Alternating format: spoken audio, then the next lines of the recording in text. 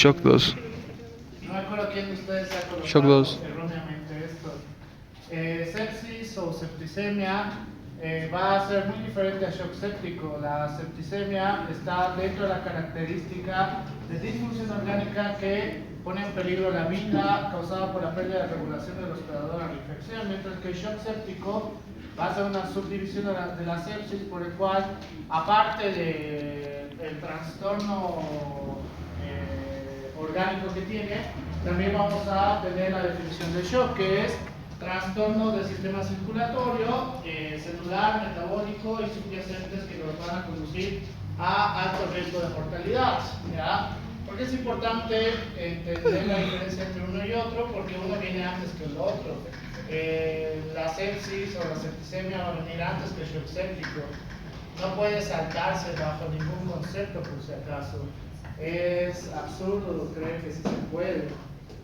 Entonces, en el shock séptico, lo que va a ocurrir dentro de la característica fisiopatológica que tenemos, el primer contacto que vamos a tener con el agente patógeno va a llevarnos a una estimulación para la activación del sistema inmune a través de las células inmunitarias, que estas van a ser las encargadas de liberar los mediadores inflamatorios, las citoquinas proinflamatorias, y vamos a llegar al primer proceso proinflamatorio, que si bien el proceso proinflamatorio nos puede ayudar a combatir el agente causal, cuando no podemos combatir el agente causal por X motivo, sea que el agente causal es resistente, sea que nuestro sistema inmune está debilitado, sea que tenemos patologías asociadas que debilitan la parte inflamatoria y debilitan la parte celular, pues esta nos puede llevar a un aumento del daño tisular, una disfunción endotelial, que esta es muy importante. ¿Por qué? Porque va a empezar los procesos de fuga endotelial, que está asociado con el edema. Muy similar a este proceso, vamos a empezar a crear alteraciones en la difusión del oxígeno como tal, por el cual toda la parte proinflamatoria es el primer problema que vamos a tener, porque si bien la inflamación se puede tolerar por nuestro organismo, ya habíamos visto en fisiopatología de la inflamación, cuando no podemos tolerarlo, empieza la formación de hegos, empieza el daño endotelial, etcétera, la isquemia, etcétera, etcétera. Pero dentro del shock séptico, a partir de la disfunción endotelial, vamos a ver que tenemos una alteración, una disminución de la oxigenación tisular, en la cual esto va a empezar a crear una disfunción mitocondrial, aumenta la actividad de cadenas de transporte de electrones, disminuye el ATP, disminuye las concentraciones de ATP, aumenta el lactato y aumenta los hidrogeniones. Por el cual, a partir de la disfunción mitocondrial, tenemos un nuevo problema, que puede ser desequilibrio hidroelectrolítico y desequilibrio ácido-base. Por el cual, toda la parte protrombótica también va a ocurrir en el proceso del shock séptico.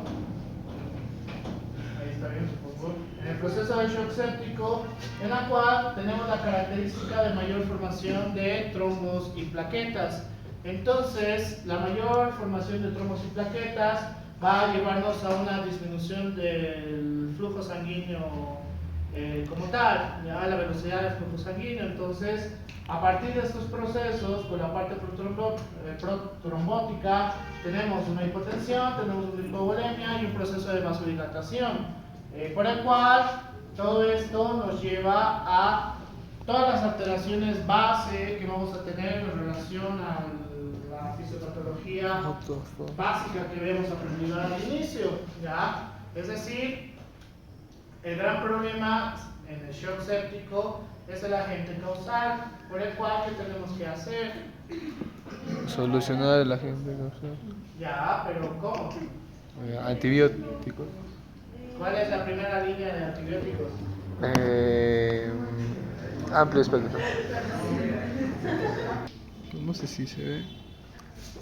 Si quiero hacer lo que dice.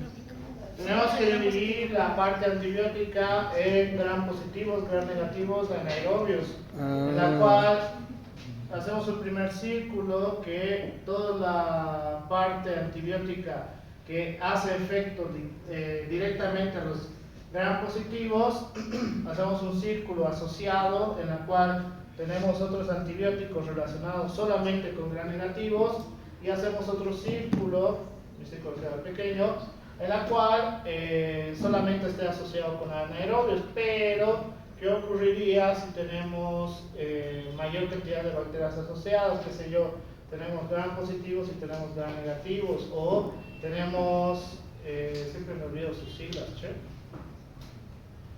Bacterias resistentes a cefalosporinas, bacterias resistentes a penicilina, bien, penicilina resistente, multidrogo resistente, etcétera, etcétera. Por eso tenemos que dividir en categorías en las cuales entran, dependiendo de lo que estemos tratando de eliminar, por si acaso.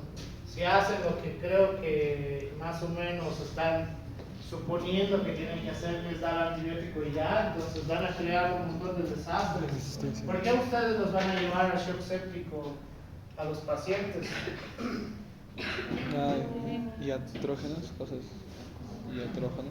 Porque el uso indiscriminado de antibióticos pues nos va a llevar a la resistencia, y bacterias resistentes es mucho más fácil que nos lleve al shock séptico, por si acaso. Entonces aprendan por favor bien cómo puede ser para el core. No, ya basta. Para el core.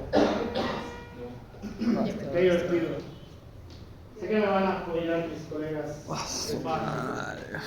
Entonces, una de las características dentro del shock séptico es el síndrome de dificultad respiratoria aguda. Para esto vamos a tener los criterios de Berlín, que está en leve, moderado y grave. ¿Por qué? Porque cuando ya estamos hablando del shock séptico y habíamos visto las alteraciones a nivel respiratorio, está la alteración a través de la frecuencia respiratoria, está la alteración ante el FiO2, está la alteración ante la presión parcial de oxígeno, la presión parcial de CO2, etcétera, etcétera. Entonces, todo esto es importante. ¿Por qué? Porque sí se ha relacionado el síndrome de dificultad respiratoria aguda en un paciente con shock, en la cual va a tener la característica de un peor pronóstico, es decir, lo que sea que estamos haciendo no está funcionando por X motivo, por el cual los criterios de Berlín es un buen inicio para identificar si el paciente con síndrome de dificultad respiratoria aguda se encuentra en leve, moderado o grave. ¿Por qué? Porque a partir de esto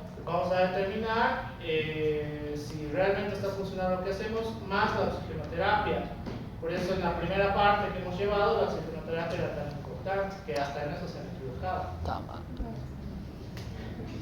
Pero bueno. Otra de las características asociadas al shock era la lesión renal. ¿Ya? Tenemos la clasificación AKI, que es insuficiencia renal aguda, en la cual esto es muy importante. ¿Por qué? Porque tenemos que determinar si el paciente todavía tiene función renal o el paciente tiene que pasar directamente a hemodiálisis o diálisis peritoneal, dependiendo de lo que el nefrólogo indique. En este sentido, la clasificación aquí, la que usábamos antes, si es que alguien les dice la clasificación de Rifle, la que usábamos antes, esta se llama aquí, o Rifle modificado, porque los dos nombres nos sirven.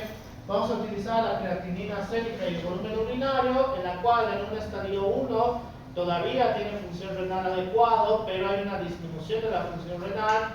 En el 2 hay un aumento del valor basal en relación a la creatinina sérica, que si digamos en un inicio estaba en 1.5, ahora se encuentra en 3 su creatinina sérica. Entonces eso sí está representando una alteración severa para la función renal. Y si ya tenemos menor a 0.5 ml kilogramo hora en 12 horas, entonces esto es sumamente grave para nosotros. Cuando ya estamos en una clasificación 3, tenemos que iniciar hemodiálisis porque prácticamente no hay función renal. ¿Ya? Y si no hay función renal, eso significa que estamos entrando en ¿cuáles eran las definiciones de shock? Falla orgánica o falla multiorgánica. ¿Cuál sería en estos casos? Orgánica. ¿Por qué? Porque solo es un órgano. ¿Por qué? ¿Solo es el riñón? Porque solo es el riñón. ¿Por qué falla orgánica? Bueno, son dos riñones. En realidad depende. ¿Por qué les he puesto la parte pulmonar y la parte renal? Puede ir Porque conjuntar. la infección puede venir de muchos lados, entonces el shock séptico puede tener la característica de afectar a la parte del sistema respiratorio, puede afectar a la parte renal todas las características que por ejemplo tenemos en el CIRS, o sea, diferencias que tenemos en el CIRS y en un paciente con shock séptico, desde la frecuencia cardíaca, la presión arterial sistólica, la creatinina, etcétera, etcétera. Entonces, el paciente con CIRS todavía puede tolerar y no llega tan rápido al fallo orgánico o al fallo multiorgánico. Normalmente del CIRS vamos a pasar al shock como tal, dependiendo de la característica del shock. Entonces, es muy importante entender las diferencias entre un paciente con CIRS y un paciente con shock séptico. Pregunta. Pregunta. Qué buena pregunta. ¿Qué? Ah, ya. Entonces, ¿qué es lo que tendríamos que hacer frente a un paciente con shock séptico? La literatura nos dice que la parte de reanimación es una de las más importantes. ¿Cuál es dentro de los conceptos de shock séptico? Que te dice que hay una alteración cardiovascular. Colocar vía intravenosa es una de las primeras cosas que debemos realizar, con líquidos cristaloides 30 ml kilogramo peso, que deben comenzar dentro de las primeras 3 horas. ¿Ya? ¿Cuáles son cristaloides? ¿Cómo?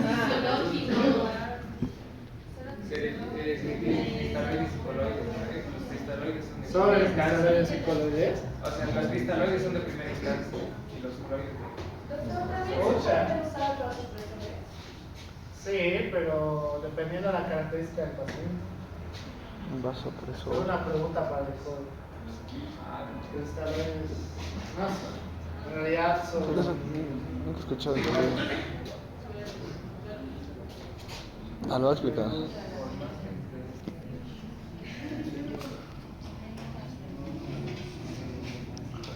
Sigan, por favor. Entonces, tenemos que identificar, lo primero que tenemos que hacer es identificar si encuentra el sepsis y si encuentra el shock séptico. ¿Cómo podemos identificar o diferenciar uno del otro? Iniciando las características en la fase del shock, que son 3: pre-shock, shock establecido como tal y el shock irreversible. Entonces, si tiene características de cualquiera de estos, estamos dentro del shock séptico. Si solamente hay un trastorno proinflamatorio más la característica de daño orgánico sin alteración cardiovascular, pues estaríamos dentro de una sepsis como tal. El control de la infección es muy importante, por el cual en esa parte no me acuerdo, según la última guía de Survivor Sepsis, refería que tenemos que aplicar directamente en un paciente con shock séptico es vancomicina o imipenem. Es una bomba Fuerte, ¿no? nuclear debido a la característica del paciente, por si acaso. Vancomicina o imipenem, y en alguna guía gringa decía vancomicina más imipenem, lo cual para mí creo que es exagerado. Prefiero guiarme con Survivor Sepsis, que voy a volver a leer esa parte del tratamiento para ver si todavía mantenemos lo de vancomicina y imipenem.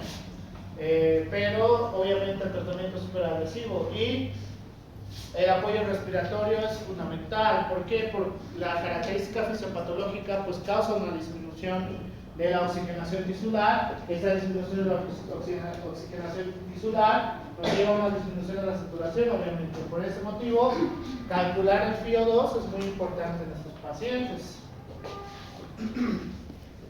Ya me acuerdo por qué esa raza. Lo que les decía, el tratamiento antimicrobiano, según el Harrison, pero de hace unos 6 años, que lo voy a actualizar, dependiendo de lo que tengamos en la característica, hay muchas opciones, pero la mayoría son antibióticos de muy amplio espectro. ¿Por qué? Porque es un gran problema el paciente que se encuentra en shock séptico. Es muy difícil el tratamiento, si te soy sincero, porque si se equivocan y resulta que no le da la banco, pero sí le da el imipenem, ya han perdido un día o dos. Porque al tercer día recién hace el brote de antibióticos, entonces perder un día o dos puede ser la diferencia de que pierda o no un órgano. Así que por eso es importante tener estos criterios.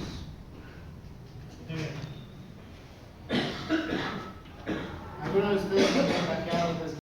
Shock cardiogénico, shock cardiogénico, shock cardiogénico, shock cardiogénico. Oh no, no carga. ¿Qué es? Cuando muera, mamá. ¿Cómo? Ah, obvio.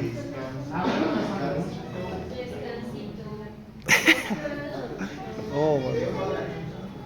¿Qué descanso de qué? Ya no puedo. Cuando muera van a descansar. Ya no puedo más. Ya no puedo más. ¿Qué?